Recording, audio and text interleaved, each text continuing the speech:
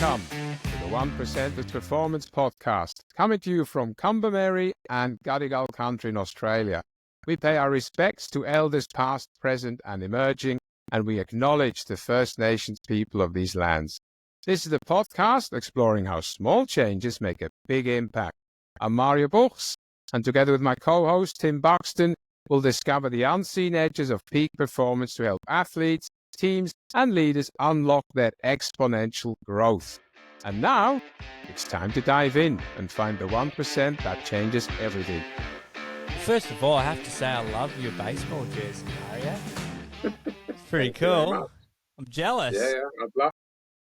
Oh, don't be. It was your wife's a good idea. Brainchild, right? It is absolutely 100% her brainchild.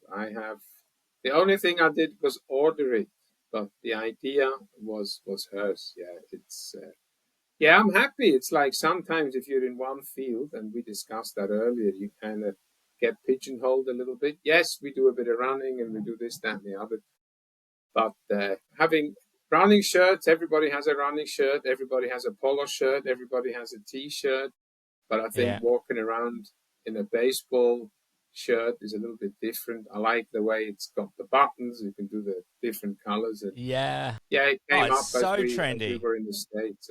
No, it's good. It's maybe we're a trendsetter, and the company who did it, they're called Prism. The guy did a really good job, and he's reliable and stuff. So yeah, good. No, thanks for noticing. It reminds me of that. The baseball team, the Oakland A's. They have the same colors. The Oakland A's, the Helvetica's colours of green, gold. South Africa, I didn't know. If you're South African and you don't have a South African passport, you cannot enter the country. Very interesting. Found that out. Luckily. I don't think you can enter Australia, even if you're Australian, without a valid passport, though. Yeah, correct. Once you're Australian. Yeah, correct. Yeah. Because you would need a re-entry visa. Yeah, that actually happened to me. I can tell you. That happened to me.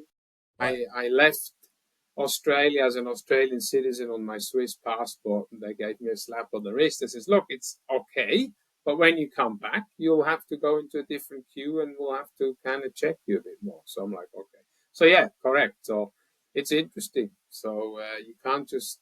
Yeah, and I think that's correct, because my passport wasn't ordered yet at the time. So anyway, but that's not why, No, it sucks. Having multiple nationalities sometimes. I feel your pain. We've got the dual US and, it just means you have to keep both passports, and they're like $400 a pop these days. The US, especially with the US, once you get the kind of exchange rate involved as well. But I brought Oakland A's up because there's the movie, The Moneyball. You remember that one with Brad Pitt in it? And when we think about the 1%ers, that is like, I think, the epitome example of an elite performance baseball, right? You've got all these games, and it's probably one of the most statistic-driven sports in the whole of the world. The amount of statistics. So. Yeah. And team sport, definitely. And there's just so many layers of nuance with so many stats you can analyze. And in that movie, it was so interesting because they get this whiz kid statistics guy in and build a team off of B grade, C grade players that just are easy and cheap. And of course, the Oakland A's isn't like the Yankees. It's not a club you dream of playing for as a kid, obviously, unless sorry to all the Bay Area, San Francisco or Oakland people out there. Maybe if it's your hometown team, maybe, but certainly not if you're a kid growing up in anywhere else in the country. It wouldn't. And I think they're even moving to some other Las Vegas. I think Vegas gets all the washout teams. Anyway, but, just that ability to analyze and to do something unconventional. I think that's what I love about you, Mario. It's what I love about what you said. Let's do something different, unconventional, because you can't get that edge if you're just doing the same things everyone else is doing. If you're watching and listening to the same podcast. So hopefully you've found your way to us and you're not just listening to Correct. Andrew Huberman and all the other people and just getting the same We stuff. can show you how to go into in a cold bath as well, by the way. Yeah. Oh, mate. We can do all that. Huberman is like the Exactly. man, But you can Yeah. delete that one now because the 20 You minutes with us, found your that's way, it. and this has been the best 5 Yeah. minutes of your podcasting perusal you've had all week. Experience. But what stood out to you in that film? This guy willing to go with, throwing things in the mix, experimenting. I think even in the midst of seasons, one of the things I find is so often we get short-term fixated on we have to win or this has to be successful, and we don't play the long game. Fortunately, with baseball, it's a little easier because there's like 180 regular season games. You can kind of experiment, throw things around. You're going to get injuries. You're going to have to make it to the end. I think the team that won the World Series had they won off their bullpen basically. They just had so many people rotating through, and that was their edge that they had to find and innovate throughout the season. So when you get short-term focused, right, you're only thinking about what I find is your time is against you. Whereas if you're long-term focused, the pressure of now isn't there. It's a willingness to stumble across the one thing that you never would have thought of had you not been brave enough to just give something a crack. You got an example in your life that you can think of, Mario, where you were? I've got a few from my kids' sporting expertise, but they've got a long way to go to get to your level of performance. Is there anything you've found in being willing to experiment, being willing to play the long game and try new different things that comes to mind? I think that all my life, actually. I can't even tell you just one single thing. It's like every day. Everything's outside the box, every time. As an engineer, you start kind of, this is the way it is, then that's fine. But then you start experimenting in all walks of life. It's like, okay, how does this work? You can bring it into your daily habits. You can bring it across to your sport that you're doing. In my case, it's a bit of running where I'm like, okay, how would it be? I've already changed my running around again. There's running coaches overseas that I follow that are still doing things that have been done in the 60s, but they're now putting a twist on it to adapt to where we are now. And I think this short, mid, and long term is really good. I see the short term advantage just going to the next step. So you need to have these milestones. So you need to just look at, let's just get So there. you got to have mini battles. You've got to have like Exactly. mini Correct. games within the game, right? And that breaks it Exactly. down, Exactly. and that enables you to say, look, it's like tennis, right? I might lose this game, but I haven't lost the set. And I'm going to try a few different things with my serve in this game. If it doesn't work out, great. But if it pays off and suddenly I find a weakness in my opponent by doing something a bit unconventional, maybe what they're not expecting from me, right? But again, in the long term, maybe 5 times out of 6, it wasn't going to work. But if that 1 time out of 6 it does, you found the exponential edge, haven't you? You've suddenly stumbled on the thing that's going to... And if you don't have the guts to do what you've done your whole life, out of the box, experiment, you're just going to stay elite and you never peak. Ooh, say that again. You'll stay elite, which sounds nice, but you'll never peak. If you're comfortable. Correct. Yeah, because like the peak is a false peak, isn't it? It's a false horizon. If you've ever done climbing and you think you've got to the top and suddenly you see, holy crap, there's so much more to go. But you needed that peak to drive you to get to that point, right?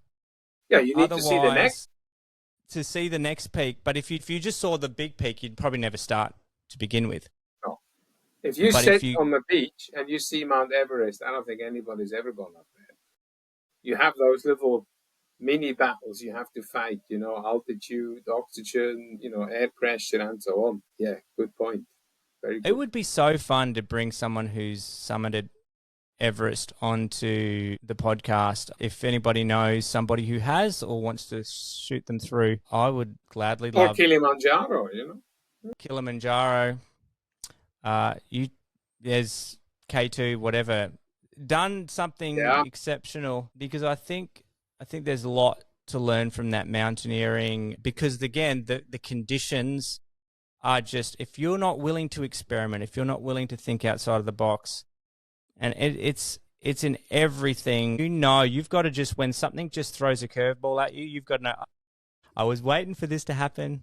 Most people when the plans don't go to plan, I think it was Michael Phelps, the one hip routine he does before he swims a race is he visualizes everything going perfectly and what it's going to look like. But then he visualizes his goggles falling off. Then he visualizes something happening on the blocks, a couple of, false starts and everyone on edge. And he goes through all the terrible things that can happen and what he's going to do to just keep going. And I And think then what did his coach do?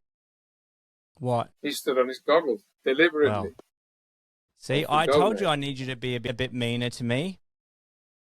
And I'm going to need you because I want to actually use the little time we've got left on our little podcast to, and if you want to, I think our audience needs to hear you really summarize what we were talking about there about thinking outside the box. But before we get to that and we finish off the episode, I'm going to need you, Coach. You got me through the 150-kilometer challenge that we did for the non-profit we run that empowers refugee waymakers, and that was 150 kilometers during our Move to Belong campaign, where we invited people from all around the world to move during, it was United Nations Week, and during a week, I ran 150 kilometers, but I did it with 150 minutes of sleep per day. That's about 2 hours of sleep per day is what I ended up getting. Most grueling thing I've ever done physically.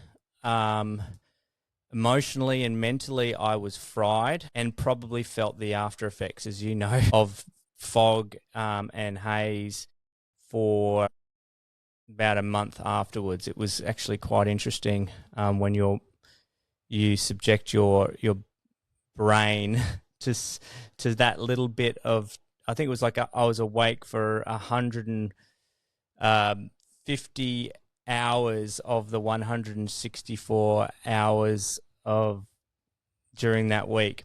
So it was a bit gnarly, and the brain really needed a break. This year, 2025, Coach, I'm going to be doing the same challenge, maybe stick it up a notch, 10Ks, because you can't just do the same as last time. 160 kilometers, but I'm actually going to fly back to Iraq where we lived. I'm going to fly into Erbil, and then I'm going to drive into Mosul. We're going to need special security clearance to get in there.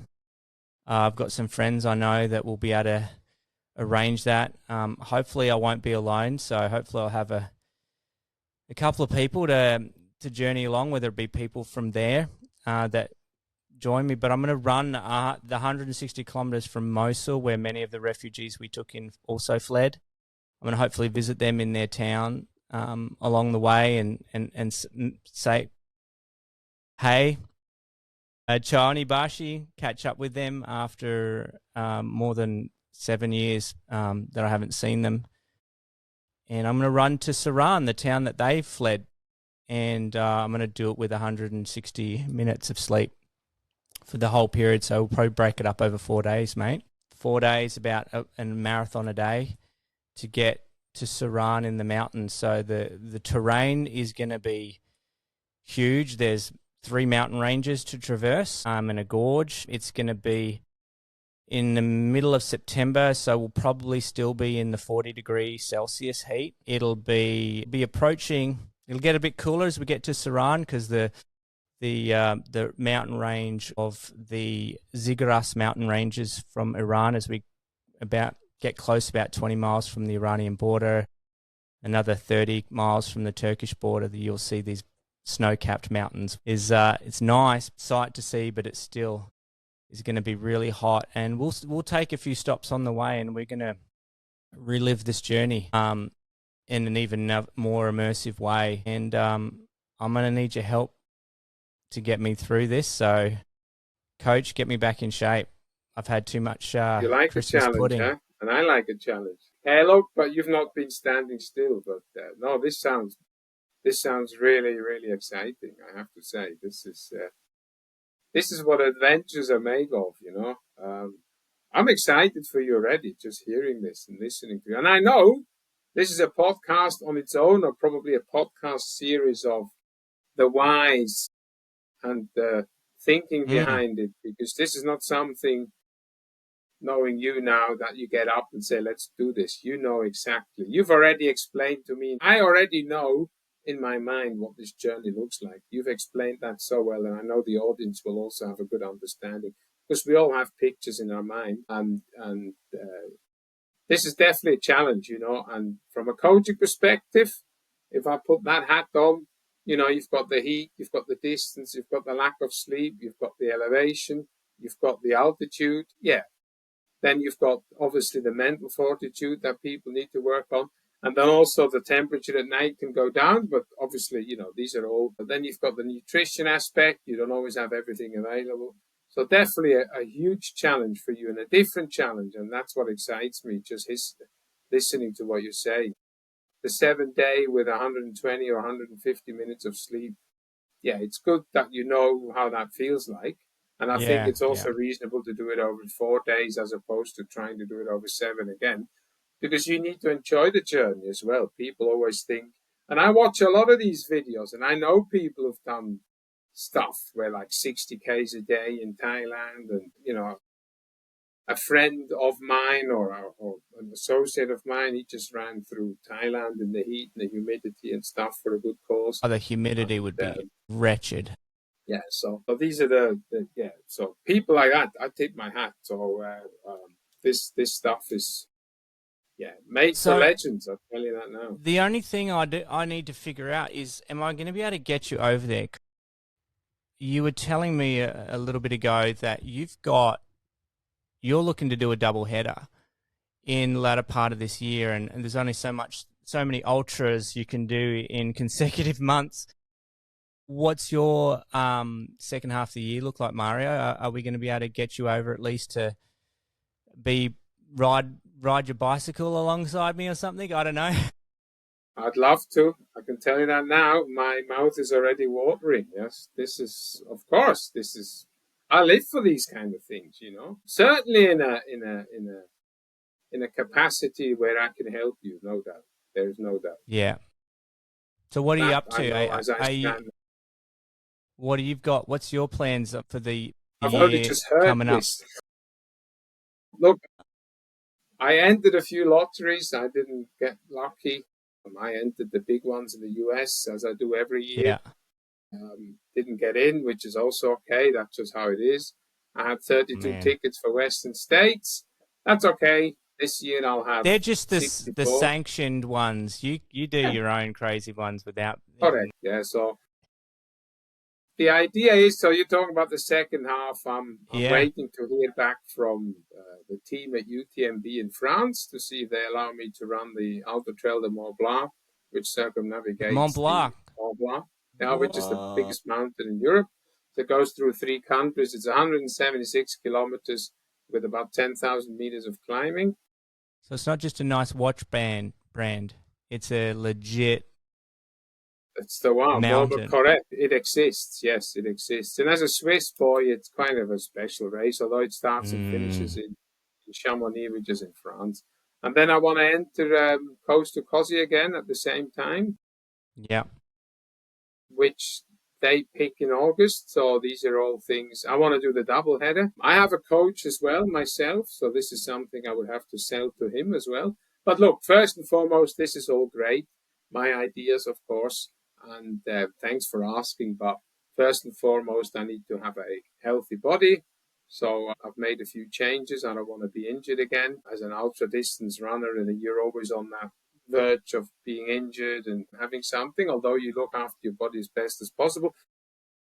We spoke about thinking outside the box. These are things I am doing with nutrition, with my own training. Luckily, I have a good coach in Gary Mullins who understands this as well, and he likes changing things up. So I'm in good hands.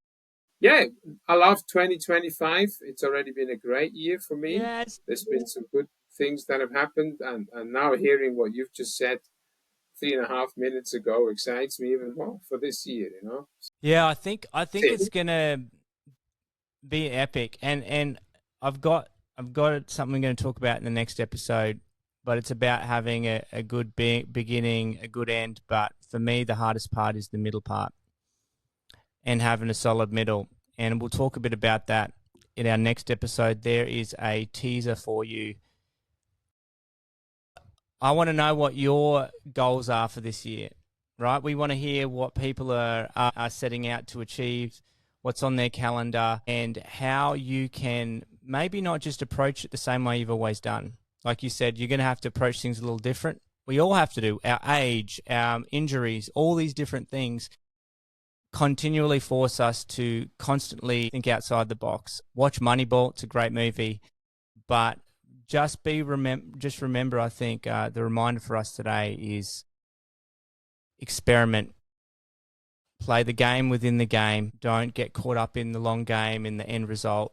Realize that there's lots of little battles and lots of little strategies and ways that you can uncover that exponential edge by being willing to have the guts to step outside the box. Thank you, Mario, for being so kind in your support of this exciting new year ahead. I'm excited for what the 1%ers is going to do too, mate. It's going to be a great year for us. Any last words to say to our listeners? I think forget elite. Let's aim for peak performance. Mic drop. Thanks for tuning in to the 1%ers podcast. That's a wrap for another episode. And we're proud to be recording from Australia on Kombumerri and Gadigal country. And we honour the traditions and knowledge of the First Nations people and pay our respects to elders, past and present. If you enjoyed today's episode, don't forget to subscribe and leave us a review. We want to hear from you, your questions or topics you would like us to cover, and you can easily do that in the Spotify app. And for those of you that are ready to discover your peak performance edge today, just head on over to our website. That is top.coach. That's TOPP.coach. And start unlocking your unlimited potential with us today. We would love to work with you. And that's it for now. Until next time, what are you waiting for? Get after it.